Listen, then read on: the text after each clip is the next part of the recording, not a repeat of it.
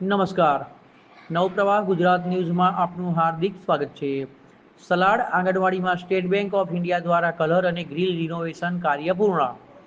Salad ગામની આંગણવાડીમાં state bank of India SBIના સહયોગથી કલર કામ થતા ગ્રીલ રિનોવેશનનું કાર્ય સફળતાપૂર્વક પૂર્ણ કરવામાં આવ્યું છે. આ કામગીરીથી આંગણવાડીનું પરિસર વધુ સ્વચ્છ, સુરક્ષિત અને આકર્ષક બન્યું છે, જેના કારણે નાના બાળકોને વધુ અનુકૂળ વાતાવરણ તૈયાર થયું છે.